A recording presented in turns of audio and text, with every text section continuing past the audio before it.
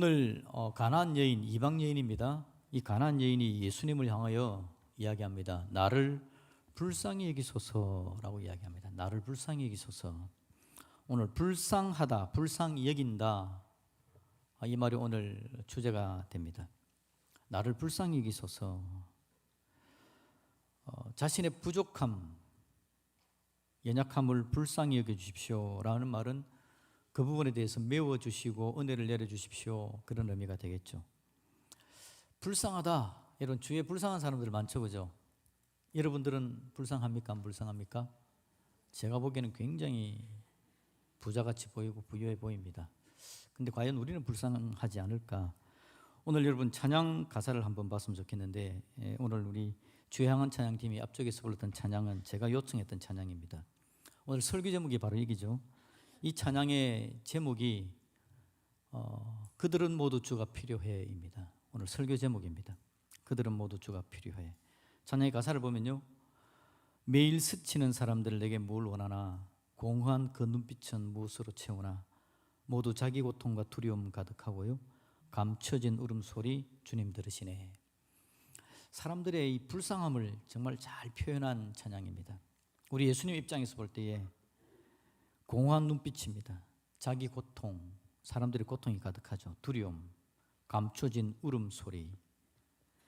그 다음 가사를 보시면 그들은 모두 주가 필요해, 깨지고 상한 마음 주가 여시네. 깨지고 상한 마음, 그들의 마음은 깨지고 상해져 있는 마음입니다. 이게 누구에 대한 이야기일까요? 어떤 특정한 사람들에 대한 이야기가 아니라 그냥 우리 모두에 대한 이야기입니다. 인생은 그렇습니다. 공허한 눈빛, 자기 고통, 두려움, 감춰진 울음소리. 힘들고 어려워서 우는데 감춰져 있는 소리입니다. 깨지고 상한 마음. 한마디로 이야기하면 그냥 불쌍하다라고 표현할 겁니다. 오늘 이 가나안 여인이 예수님을 향해 주여 나를 불쌍히 여기소서라고 이야기하는데, 그 가나안 여인만 불쌍한가라는 겁니다. 사실은 모두가 불쌍하죠. 이 가나안 여인은 특별히 불쌍합니다. 옛날에 이방인 정말 불쌍합니다. 유대인들이 개 같은 이방인 그렇게 이야기했죠. 그래서 성경적으로 이방인은 그냥 불쌍한 존재입니다. 거기다가 여자 그러면 여러분, 여자는 숫자에도 안 넣어주는, 그 당시 남녀 차별이 너무 많은 시절이었죠. 여자가 불쌍합니다. 거기다가 이 여자는 딸을 하나 가졌는데 그 딸은 귀신 들린 딸이었습니다. 얼마나 어려운 상황입니까? 불쌍하다라는 말이 맞을 겁니다. 이게 여러분 이 여자한테만 해당되는 이야기가 아니라 이 땅에 살아가는 사람들이 말씀드린 것처럼 공허한 눈빛, 뭔가 집중이 안 되는 겁니다. 뭘 붙들어야 될지도 사실은 모르는 상황이기 때문에 자기의 고통, 두려움, 울음소리, 깨지고 상한 마음, 이런 상황들이 나타나는 겁니다. 사람들이 결핍을 느끼며 살아갑니다. 젊은이들이 헬조선이라는 이야기를 했었죠. 우리나라가 지옥이다라는 거죠. 그래서 이 땅을 떠나고 싶다라는 말로 헬조선, 그렇게 이야기했습니다. 세상 곳곳에 전쟁이 일어납니다. 이 전쟁의 이유는 사람의 욕심 때문에 그렇습니다. 생존 경쟁, 살기 위해서 그래서 전쟁이 나죠.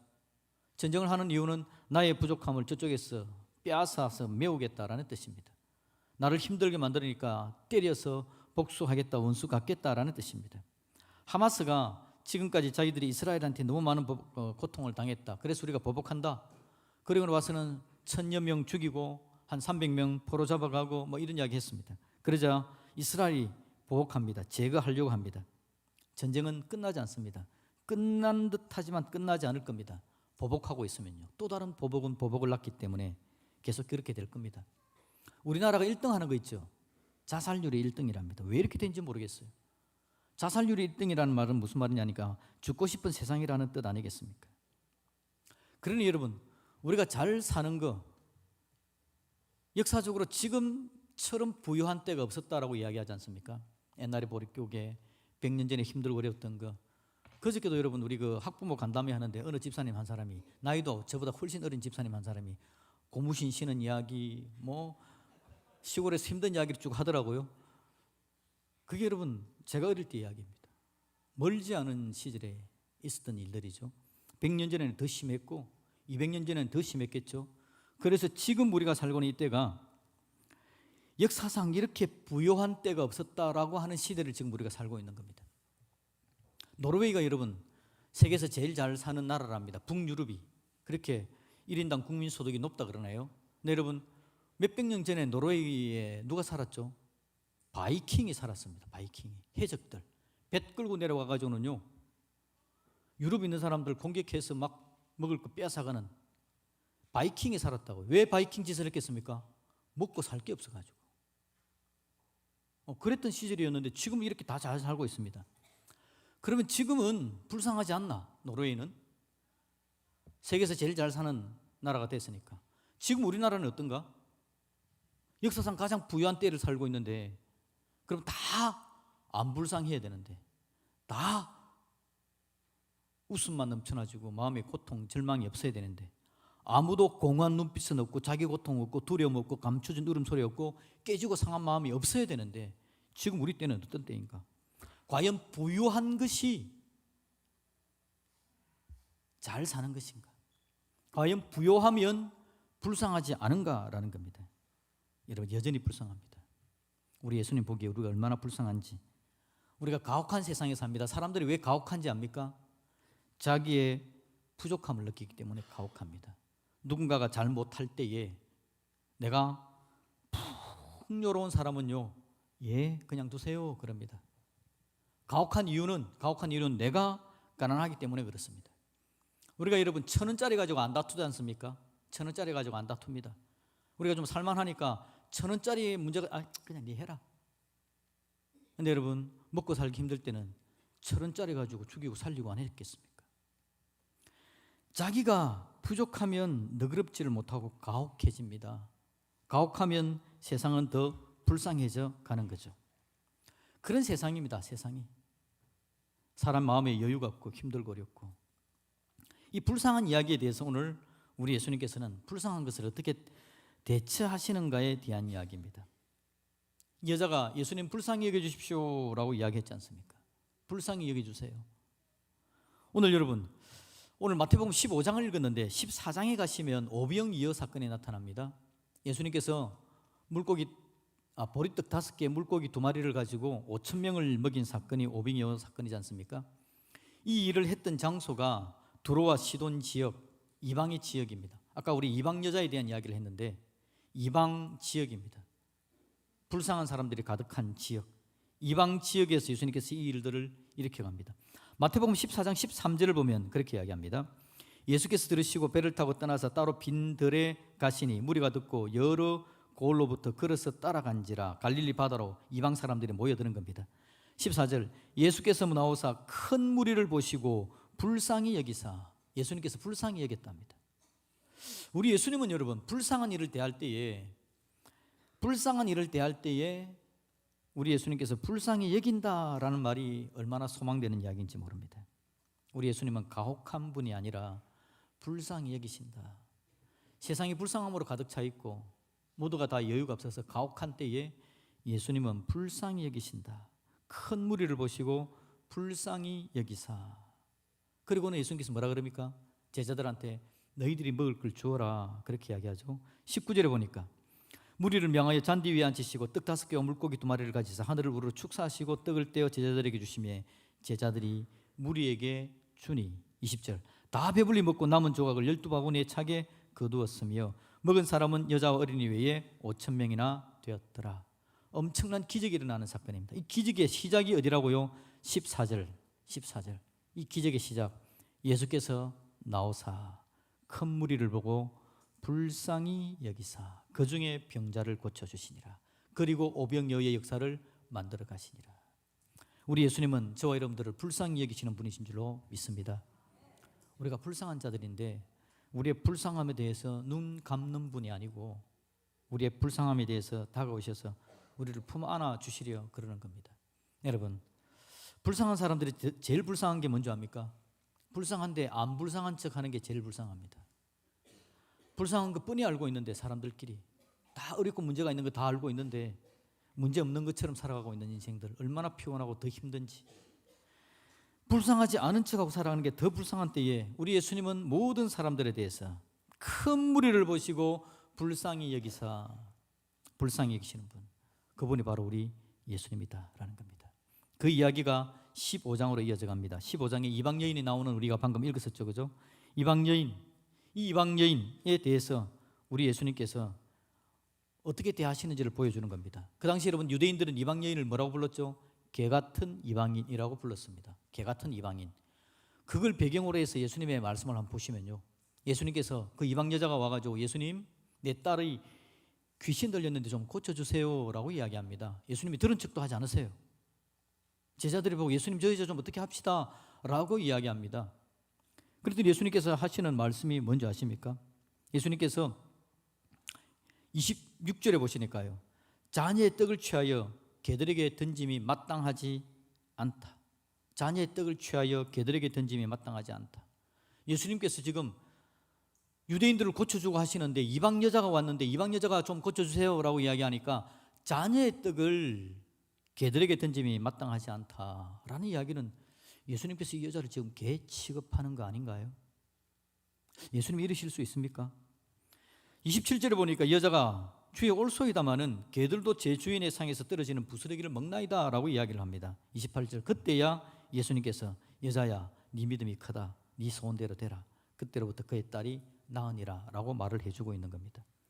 이 본문을 보면 예수님께서 이렇게 비인격적일 수 있을까?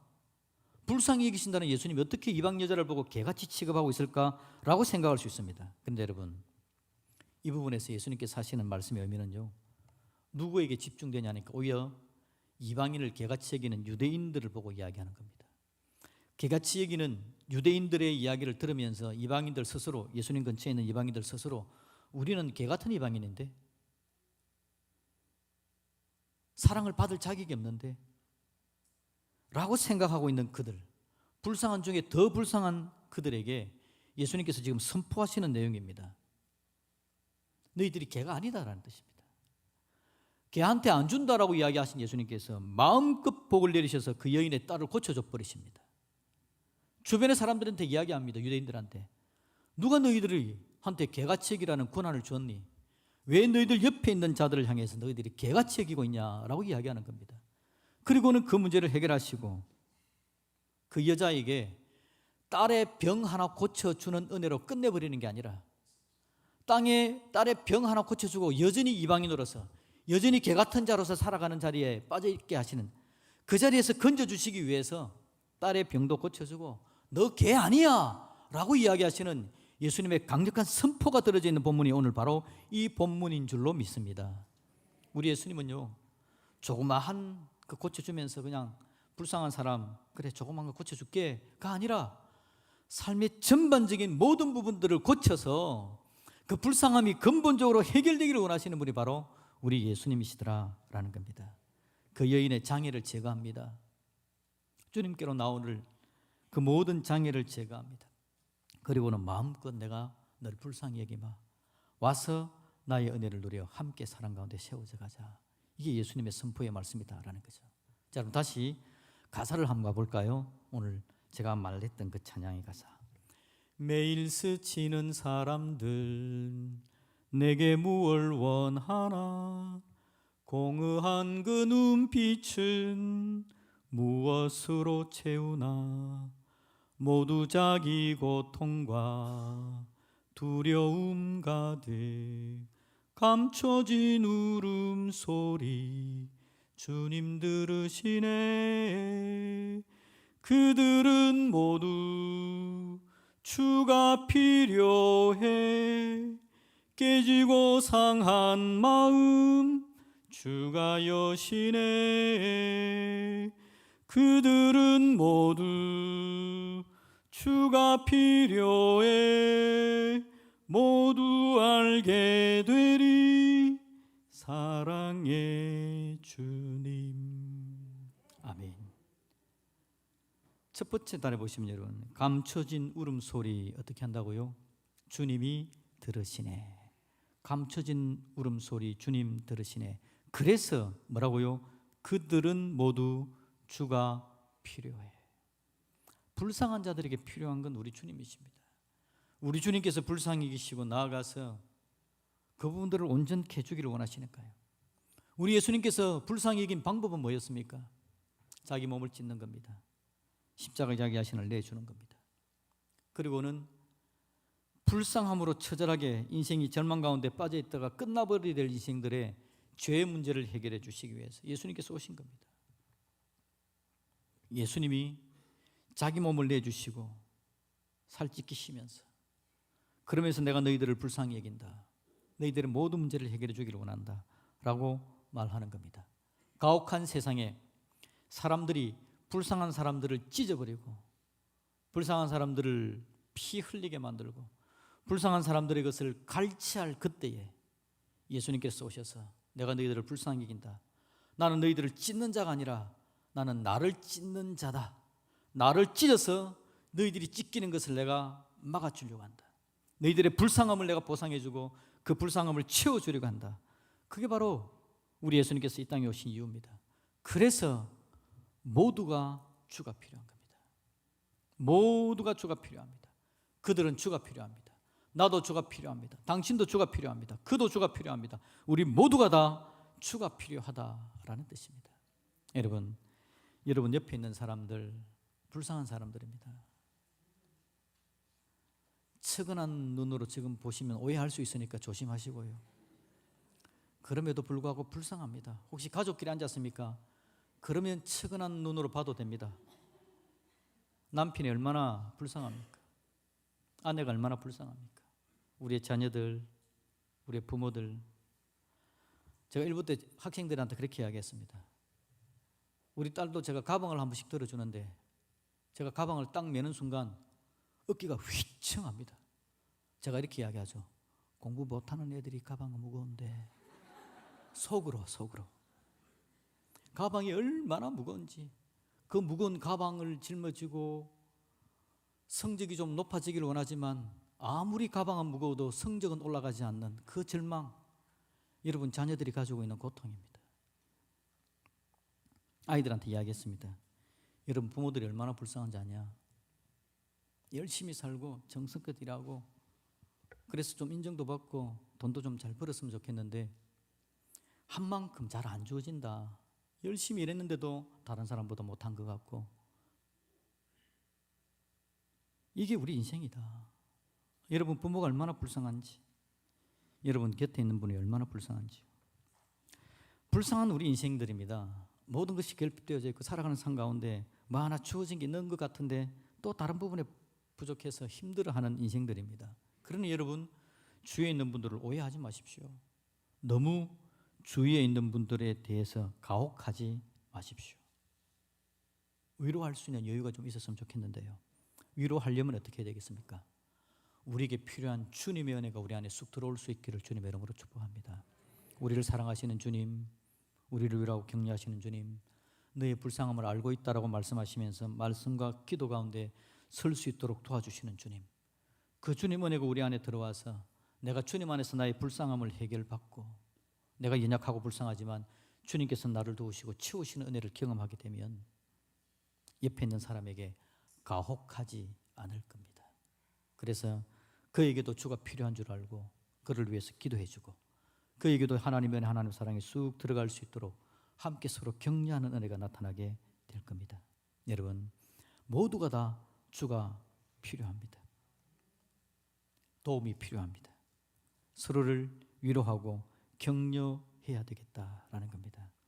우리 예수님이 저와 여러분들에 있는 것은 우리에게 얼마나 큰 소망인지 모릅니다. 오늘 여러분 그 찬양의 가사를 보시면 2절이 나오는데요. 2절에 보면 그렇게 이야기합니다. 캄캄한 세상에서 빛으로 부름받아 잃어버린 자들과 나누라고 하시네. 캄캄한 세상에서 빛으로 부름받아 라는 건요, 이제 드디어 나를 불쌍히 여기시는 예수님의 은혜를 알게 된 겁니다. 예수님 은혜로 나아가서 예수님의 사랑으로 내가 얼마나 큰 은혜 사랑을 받았는지를 알게 되는 겁니다. 캄캄한 세상에서 빛으로 부름받아 그 다음에 뭘 해야 됩니까? 잃어버린 자들과 나누라고 하시네. 이게 여러분 예수님의 은혜, 예수님의 사랑입니다. 오늘 주님께서 우리에게 저와 여러분이 은혜를 더하여 주셔서 이 은혜, 이 사랑을 나누어 보는, 그래서 너무 인색하지 않고 너무 각박하지 않고 은혜 받은 사랑과 긍휼을 한번 나누어 보는 역사가 있었으면 좋겠다라는 거죠. 여러분 성탄의 계절입니다. 이 성탄의 계절에 하나님의 은혜가 우리 가운데 넘쳐나져서 예수님의 사랑으로 온전히 붙들고 달려갔으면 좋겠고요. 성탄의 계절에 누군가에게 선물하고 싶은 마음이 막 생기지 않습니까? 이 성탄의 계절에 내 사랑하는 사람, 내 이웃, 매일 스치는 나의 이웃들, 나의 가족들에게 선물을 줘야 되겠는데, 여러분, 가장 좋은 선물은 예수님이 가장 좋은 선물인 줄로 믿습니다. 예수님을 아는 분들에게는 여러분들이 받은 예수님의 은혜를 전달하여서 예수님을 아는 그들에게 예수님의 은혜가 넘치도록 만들어 주시고요, 예수님을 모르는 사람이 있다면 그들도 예수님을 알게 하여서 예수님으로부터 그들의 문제를 해결받고 불쌍히 여기시는 예수님의 은혜를 누려서 그들도 회복되는 믿음의 역사가 나타날 수 있기를 우리 주님의 이름으로 축복드립니다. 아멘. 이 시간 같이 성찬의 은혜를 함께 나누겠습니다. 성찬식은 보이는 성경 말씀입니다. 방금도 제가 말씀 가운데 예수님께서 우리를 위해서 뭘 하셨는지를 말씀드렸습니다. 불쌍히 여기셔서 우리를 위해서 십자가에 죽으신 예수님, 우리를 불쌍히 여기셔서 우리가 찢기지 않게 하시려고 자기를 찢으시고 피 흘리신 예수님, 그 보혈의 은혜를 기념하는 겁니다. 기념하고 감사하고 그 안으로 쑥 들어갈 때에 충만하게 채우신 하나님의 은혜와 능력을 누려서 더 복되게 달려가는 믿음의 역사가 나타나게 될 줄로 믿습니다.